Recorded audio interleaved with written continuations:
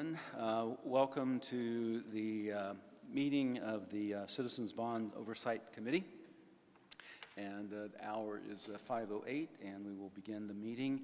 And first item of business, I'll ask Aaron to call the roll, please. Vice Chair Coughlin. Absent. Committee Member Davis. Here. Chair Du Bois. Present. Committee Member Fisher. Here. Committee Member Holland. Here. Committee Member Herr. Absent. Committee Member Kamasu. Here. Thank you. Thank you, Aaron. Looking at the agenda this evening, the first item on the agenda is the consideration for approval of the last minutes for November the 18th. All committee members were furnished a copy of those minutes prior to the meeting, and I assume everyone has had an opportunity to look at the minutes and review them. So at this time, unless there are questions, the chair will entertain a motion to approve those minutes as presented. Is there such a motion? I'll motion it. April, thank you. Is there a second? I'll second. Second. Darrell, thank you. It's been moved and seconded to accept the minutes as presented, and so at this time I'd ask everyone to signify aye if you approve. Aye. Aye. Aye. Opposed, nay. Seeing no nays, the motion is passed unanimously, and the minutes will be approved.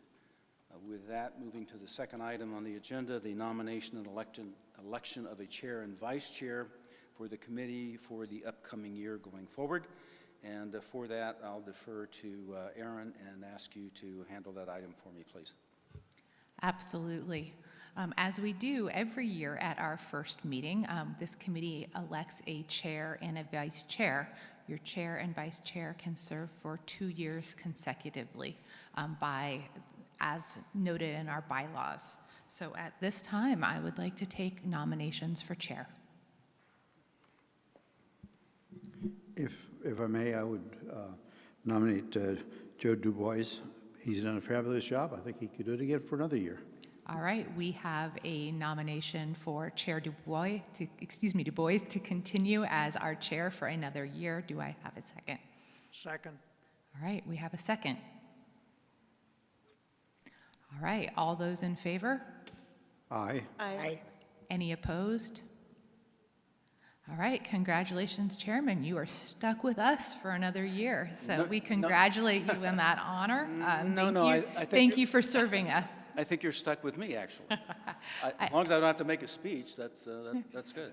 All right, and with that, I'm going to turn the nomination for the vice chair back over to you. All right, thank you, Aaron. Thank you. All right, this time the chair will entertain nominations for the office of vice chair for the upcoming year. Are there any nominations? Mr. Chairman, I'd nominate someone who's been here consistently, and I think he's doing a good job, Daryl Comesso. All right, the nomination has been submitted for Daryl Kamasu. Is there a second? Second. Second by Committee Member Davis.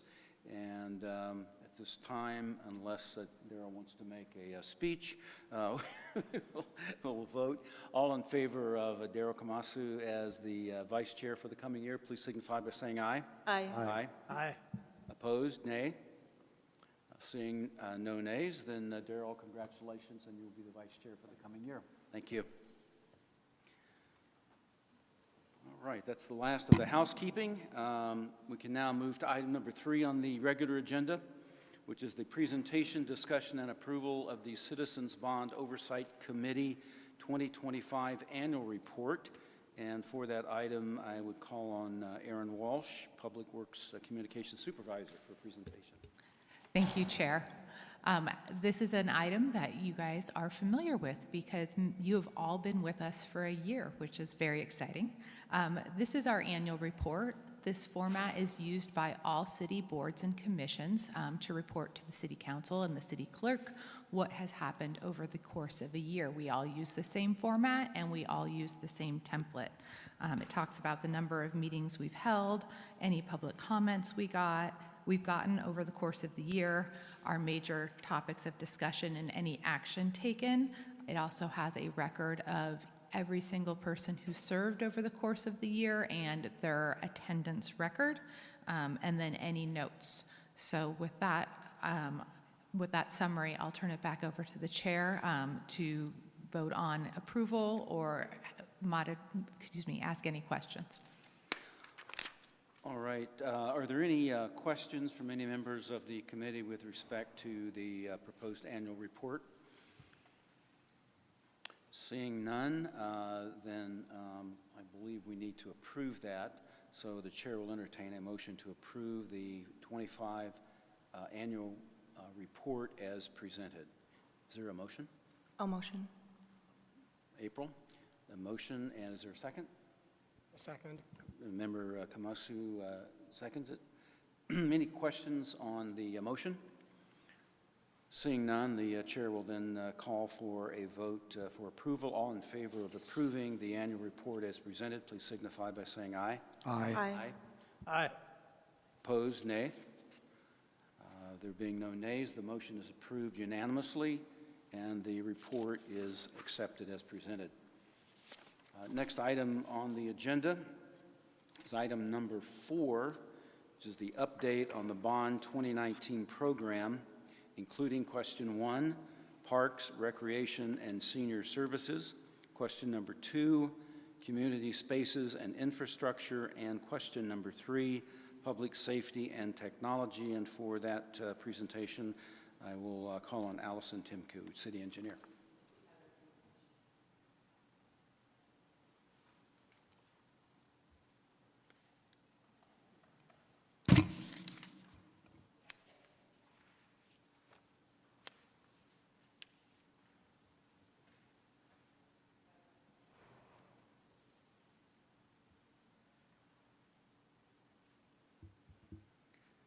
Okay, thank you, Chair and committee members. This is the 2019 bond program update. Next slide, please. So again, I'll just be going over the 3 questions. Question 1, which is Parks, Recreation, and Senior Services. Question 2, Community Spaces and Infrastructure. And question 3, Public Safety and Information Technology. Next slide, please. Okay, so this slide shows the projects in the current fiscal year for question 1. The first one is expand, project number 13, expand Granite Reef Senior Center to meet a demand for adult daycare. This funding, as previously mentioned, has been moved to fiscal year 26-27. The rationale for moving that funding a year out is because we are undertaking a feasibility study right now, actually with Honor Health, on what it would look like for the city to operate an adult daycare center. The next project is 21, expand Via Linda Senior Center to meet demand for senior services. This project is proceeding with design and cost estimating. We're still at preliminary schematic design at this point. We're doing a lot of programming of the space and cost estimating to make sure that we're staying within budget. So we don't actually have any preliminary designs available yet, but we will probably in an upcoming meeting. I could probably show where we're at on the slides. Number 22 is build new swimming pools and replace building at Cactus Pool. We're currently undertaking a feasibility study for this at the moment, and we're targeted to complete that in September of 2026. Project 41, install solar heating system for El Dorado Pool. So the recommendation of this committee in November was to eliminate the project. Our next steps will be to present that to City Council, which we are planning to do this spring. 42 is add a dog park to Thompson Peak Park. Construction is proceeding on this project, and we're targeting summer completion. Project 60 is double solar power generating capacity at Appaloosa Library. We're currently evaluating the concepts for this, and we will be likely coming forward to you for a budget transfer. So again, if we have any scope changes, such as we did with, or eliminating of the project, such as we did with the heating system for El Dorado Pool, also if we're transferring funding from one project to the next, we come to you for approval. And this project, as it stands, double solar power generating capacity Appaloosa Library, is very much underfunded for us to do anything meaningful there. So as our design build manager is looking at concepts, Depending on the cost, we'll likely come back to you to recommend moving some of the savings from the install solar heating system project, the one that was eliminated, some of the savings to this project to make it viable, but that's a presentation for a future meeting. And then 61 is purchase land and expand Pinnacle Peak Park lot, staff, office, and restrooms, renovate hiking trail, and construct an interpretive trail. So again, as I've said in the past, this land is, the land that we would need to expand this is actually Arizona State Land Department land, so we're waiting on that to either auction. But in the meantime, we are preparing a conceptual plan so we can see exactly what we need as far as land for the proposed expansion. So we are moving forward with that, but we're still on hold for any land acquisition for this project. Okay, Allison, before you move on, number 41, you said that that'll be presented to the council in the spring. Can you be more specific? Do you know when it will be presented? We don't have a date scheduled for that yet, but we can let you know when it is. Okay. And then number 60, you said it's underfunded. Why and how is it underfunded? How much? I don't have the numbers with me, but I believe it's funded at, it's definitely under $50,000, so it's a real small funding amount. So there's nothing meaningful that we could do to double the size. It would cost at least double that to do what the intent of this project is. So we'll bring that to you in a presentation and give you all the details. Okay, thank you. Vice Chair Kamasu. Allison, so I've got a question on number 60. I guess in terms of like the various concepts, is it decided by a city council which concept to select, or is it just internal department discussions? Chair and committee member Kamasu, no, that is determined by staff, by the departments, yes. Okay, thanks. Okay, next slide, please. And here is, again, our implementation schedule for projects within question 1, and we're showing projects that are currently in design and construction for this fiscal year, as well as projecting out the next few fiscal years. Next slide, please.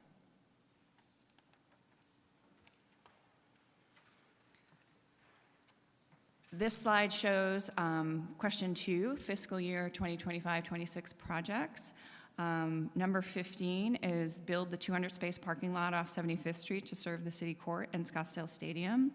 So this construction at the stadium, we're normally constructing after spring training, so during the gap of when it's busy.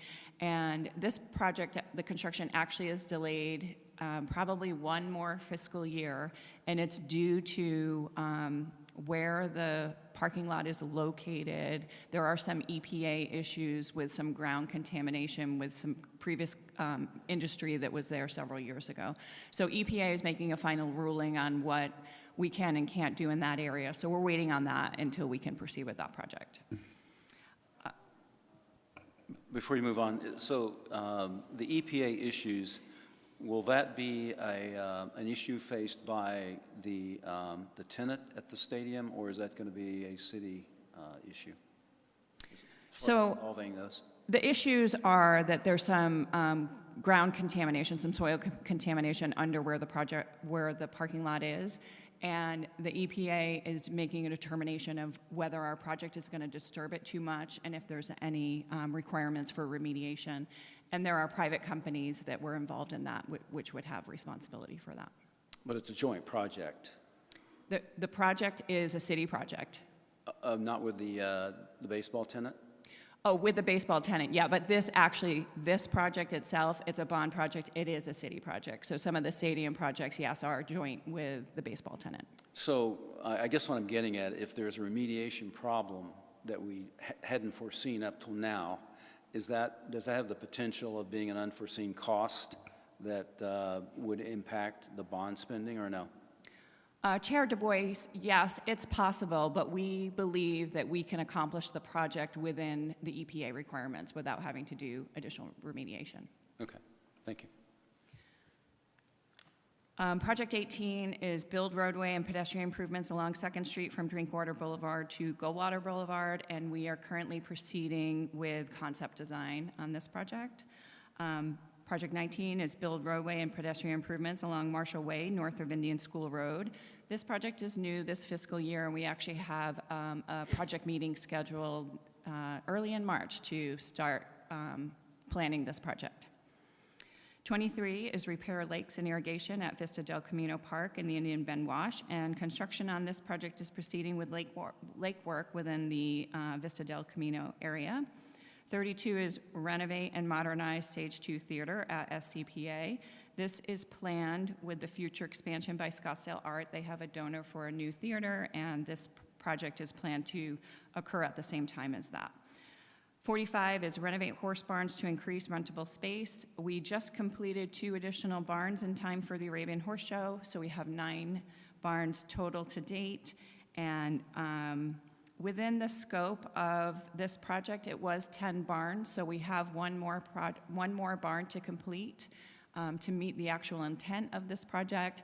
I know Westward would like to continue funding with tourism funds or with their other funding sources, additional barns, but once we hit the 10, that's the end of, the intent of the bond program, so we would remove this from the list. 58 is install parasol solar shade at City Hall parking lot. That project was awarded back in October by City Council with the GMP for construction, and they've been ordering equipment, and we're targeted to start construction in April with completion in September. 59 is install solar systems at the Civic Center campus.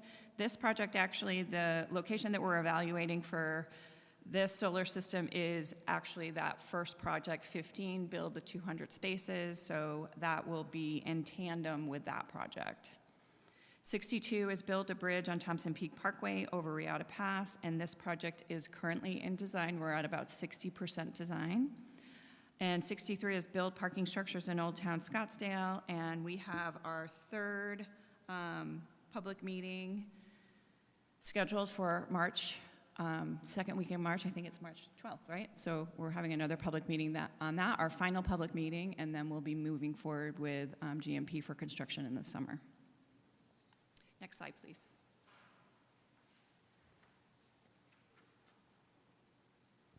Committee Member Fisher for a question. Yeah, Allison, just a couple of questions, if I may. Sure. So I think we talked about this before, that the horse barns handle, I think there's, 42 stalls or something in each one? I apologize, I don't actually have the number of stalls within each barn. But we made a lot of progress, and certain times of the year, that gets a lot of use. Yes. So is the facility there, you said once we hit 10, that's it. Are they limited by space? Because there's a fair amount of land out there. Or is it some contract? So Chair Du Bois, Committee Member Fisher, there are several barns up there, and what the bond project identified was the ones that were in the worst condition and needed repair and replacement. So they identified 10 in the question. So there are more barns out there that they do want to replace, but my intent was that once we replace the 10 that were included in the original bond project, then I'll stop reporting on it, because then they're just doing other barns up there that aren't related to the bond 2019 project. That would fulfill the bond Yes, requirements, and then they're prepared to start paying themselves. that's correct. Oh, that's great. Just one other question on the parking structure in Old Town, because parking structures I think they've gotten some controversy here and there, What are you hearing from the public meetings on this particular site? So Chair Du Bois, Committee Member Fisher, we've had 2 meetings, public meetings for this project, and we get, I don't know, do you want to chime in on that, Erin? Sure. What we've really taken out to the public are design options. When the City Council approved the project, approved the design contract, and the City Council considered several times this project, as many of you have been following, as staff, we were told to take a design out. So really our public meetings focused on what the structure would look like, how it would function, what circulation would look like. Of course, we get all kinds of comments at public meetings that aren't, that it went beyond that scope. But really, the first meeting was really parking structure 101. How did it need to operate? Were we going to put counting systems in it?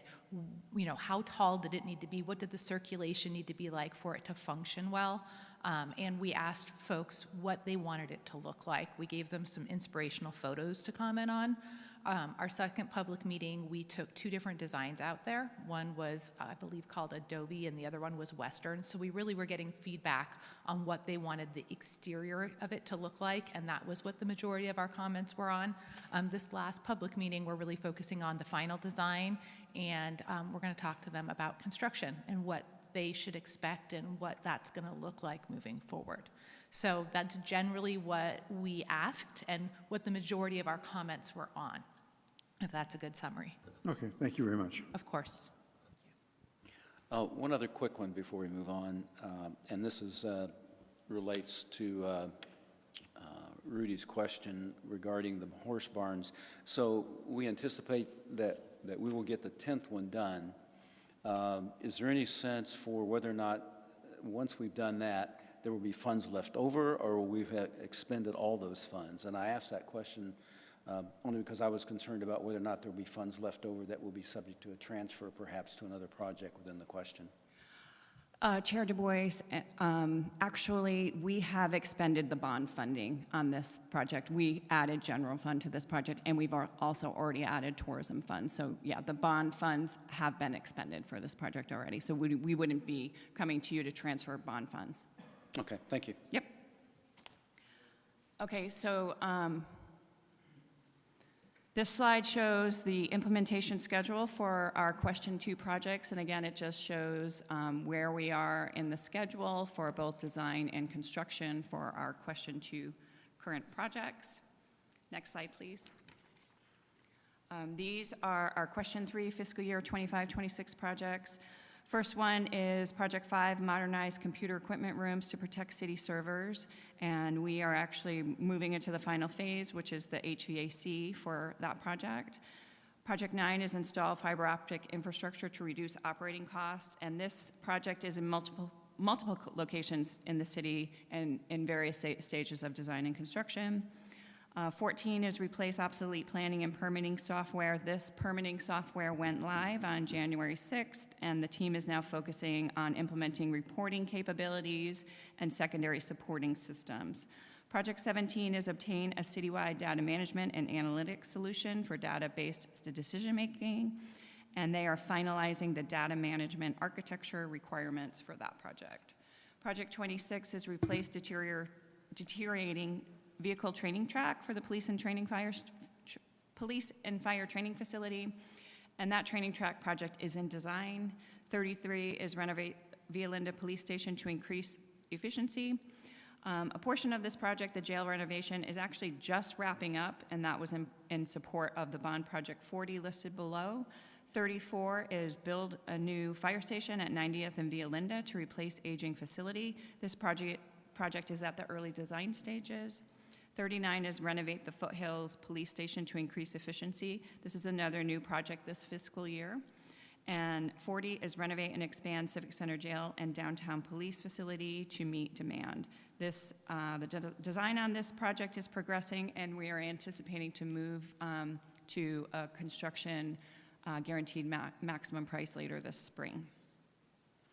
And then the implementation, next slide please. And the implementation schedule for question 3 is shown here with the various phases of design and construction in 25-26 and 26-27. I know I had a question about project number 17, obtain a citywide data management, that wasn't shown in here. And I guess historically, we showed more design and construction related projects in this implementation schedule, and the IT-related projects were left off if they didn't have like a design or construction component to them. But I can certainly add that going forward. And then next slide, please. This here is a list of our completed bond 2019 projects. Question 1, we've completed 6 out of 14. Question 2, we've completed 6 out of 20. Next slide, please. And question 3, we've completed 14 out of 24 projects. We have eliminated 1 project. Actually, I need to update this to make this eliminated 2, but we'll have to wait until council actually authorizes that to make that additional change. And then with that, if you have any other additional questions, I'm happy to answer them. I have one. The asterisk projects shows that those are projects that are completed but not yet closed in the CIP budget. Can you elaborate on that for me? What does that mean? Yes, Chair Du Bois. So when we finish a project, for example, when we finish the number 28, which is build a new fire station near Hayden Road and Loop 101 to improve response times.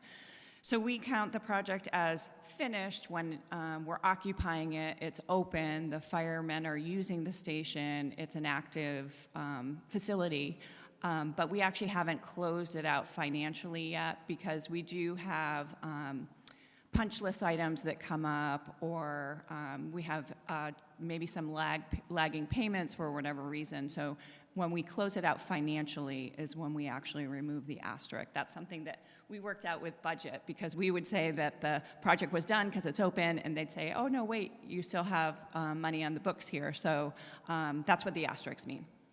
All right, thank you. Any questions?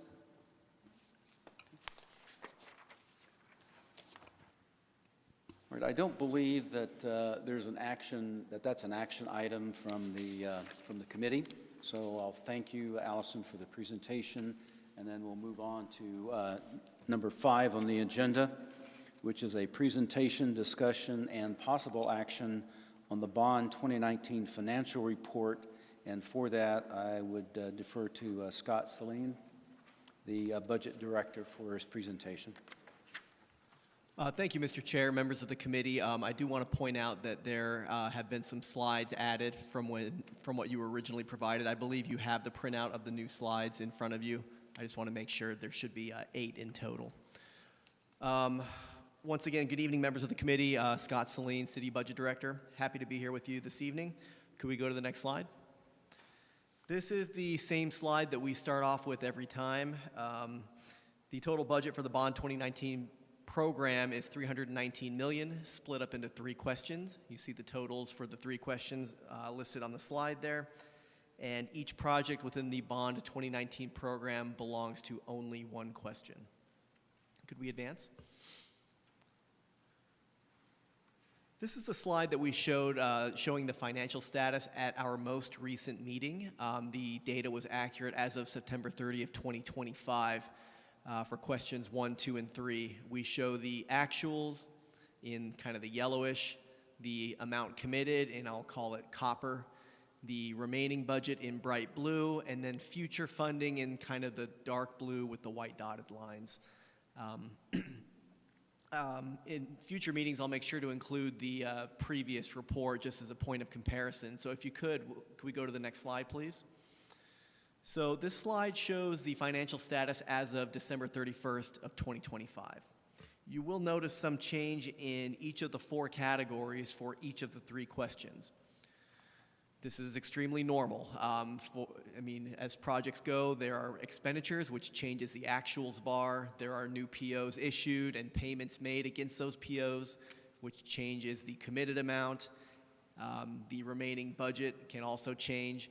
What's less common to change is the future funding section. That doesn't typically change as much unless there is a change to a project budget. And you'll notice that the future funding between the 3 questions decreased by about $500,000 or $600,000 in each question. And I'll explain that here in just a few moments. Could we go to the next slide, please? This slide here that you're seeing with the 4 bars shows the net change for the actuals, the commitments, the remaining budget, and the future funding. Note to self, I think it's hard to read that red text in future meetings. I'll make sure that that's not red. I apologize for that. You'll notice that for the actuals, there was a net change of about $5.6 million from the end of September to the end of December. There was an increase in commitments of $7.6 million between the three questions, for a combined total of $13.2 million between those two categories. And then the other two categories show a decrease by an identical amount between the remaining budget, which is a decrease of $11.6 million, and future funding, which is a decrease of about $1.6 million. There was a request to show the itemization of the change in commitments by project down at that level. We're still verifying those numbers. We will send it to you all after this meeting once it's completed. That work is in progress right now. Could we go to the next slide, please? So in a previous committee meeting, I committed to kind of walk you through any change in future funding, because it can be very confusing. So what you have in front of you is a table that describes how that changed. And if you don't mind, I'll just kind of walk you through this real quick. Since we last met, the City Council approved the use of Bond 2019 interest proceeds on 6 projects. In 4 of those cases, I should say 5 of those cases, that resulted in a change in the future funding. So I'll just go question by question and just kind of describe what happened. Since our last meeting, on question 1, there was a shift in funding on Project 42, add a dog park to Thompson Peak Park. There was $515,000 in Bond 2019 interest funding, and we reduced the general fund by an identical amount. So what happened there was that by using Bond 2019 interest funding, that increased the Bond 2019 funding for the project, which caused the future funding to decrease because we had more budget in the project. I hope that makes sense. Happy to explain that again if I went over that too quickly.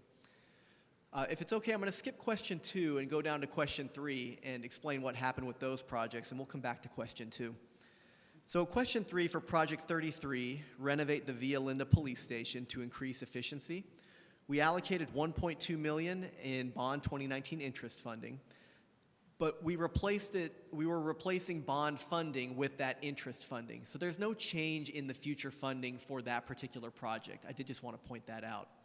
But when you go to the next project, Project 40, we replaced $300,000 in general fund funding with Bond 2019 interest funding. So that would cause the future budget to decrease by $300,000. And then finally, Project 27 to modernize and expand the police and fire training facility. Similar situation, $291,000 in interest funding replaced $291,000 in general fund. Now, if it's okay, I'll go back to question number 2. So project number 15, build the 200-space parking lot off 75th Street. This is a little bit unique. The proposal was to replace bond proceeds with bond interest. So in theory, that change should not have affected the future budget. However, the entirety of that project's budget was in year 2 of the 5-year CIP, so it wasn't being counted. So the council action that authorized us to utilize the Bond 2019 interest funding moved budget into year 1. So that caused it to change the future funding. And then the next project, Project 23, repair lakes and irrigation. It's another simple interest funding for general fund swap. So the aggregate total of those changes is what caused the future funding bars to change on the previous graph that we were looking at. With that, I'll go to the next slide. Any questions before we move on? Yeah, I'll stop for a second, I guess. Yeah, I just to, I want to make you walk through it one more time. Yeah. So whenever you take bond interest funding and add it to a project, is that what we're doing here? That's Adding it what to the we, question? Mr. Chair, members of the committee, we took Bond 2019 interest funding and we replaced a different funding source with that interest, with those interest proceeds. So whether it was general fund or just other bond proceeds, there was a swap for the interest funding. So we actually applied the interest that had been generated on, for example, Project 42 on question 1. And then, so we applied that interest, and does that mean that then it looks like we got a credit? Because it's in parentheses. I assume that's a credit in the general funding source? Yeah, Mr. Chair, members of the committee, thank you for that clarification. Yeah, the parentheses means a reduction. So on that particular project, we were able to reduce the general fund budget for that project by $515,000 because we had $515,000 in bond interest proceeds that we could apply to that project. So basically, we weren't required then to use the general fund monies because we were able to apply the interest. Yes, Mr. Simply Chair. stated, that's what we're doing, right? Mr. Chair, that is correct. Any other questions, members? No? All right. Okay, can we go to the next slide, please? This slide has not changed from the last time that we showed it. We just show it to, I guess, reinforce $319 million in voter-authorized bond 2019 expenditures. We've issued $240 million in debt. So far, there is a future issuance to occur in FY 26-27 in the amount of $79 million. And I think if we go to the next slide, I believe that's it. I'm happy to entertain any questions that you all may have. Any questions by members? No. Vice Chair Kamasu? Just a question on the future issuance for fiscal year 26-27. So has kind of a target month been identified, or is it still just too far out? Mr. Chair, Mr. Vice Chair, I don't believe a date has been targeted yet. I will check on that, and I will follow up with you if there is a date targeted. My understanding is it's still a little too far out. Because I assume that once you target that date and it's set, that 3-year clock starts ticking from when the date is set? Mr. Chair, Mr. Vice Chair, that is my understanding. Okay. Any other questions? All right. If not, again, there's no action required on this presentation. So thank you, Scott. Very well done. And we'll move on to the public comment part of the meeting. And if you will indulge me, I'll read our public comment requirements for so we'll have a clear record. And under the public comment section of the agenda, citizens may address the members of the Citizens Bond Oversight Committee during public comment. This public comment time is reserved for citizen comments regarding non-agendized items. Arizona state law prohibits the Citizens Bond Oversight Committee from discussing or taking action on an item that is not on the prepared agenda. Citizens may complete one request to speak, a public comment card per meeting, and submit it to the city staff. Public testimony is limited to 3 minutes per speaker. Written comment cards are being accepted for both agendized and non-agendized items and may be submitted to city staff at any time. Cards submitted after public testimony has begun will be provided to the Citizens Bond Oversight Committee at the conclusion of the testimony for that item. The Citizens Bond Oversight Committee cannot discuss or vote on items that are not on the agenda, including items brought up as public comments. If action by the committee is needed, the items should be placed on the next meeting's agenda to be consistent with the Arizona open meeting law. And at this time, I would inquire, do we have any public comment requests, cards? Chair Du Bois, we do not. Okay. All right. With that, then, it appearing that the agenda items have been completed, and at this time, the chair will again thank staff for your assistance this evening. Thank you for being here, and we'll entertain a motion to adjourn at this time. Is there a motion? I'll motion. Member Holland, is there a second? Second. Member Fisher, and are there any questions regarding the motion? Seeing none, all in favor, please signify by saying aye. Aye. Opposed, nay. All right, it's a majority. It's a unanimous that we're going to adjourn. Time being, I make it 5:47. The meeting of the Bond Oversight Committee is hereby adjourned. Thank you very much.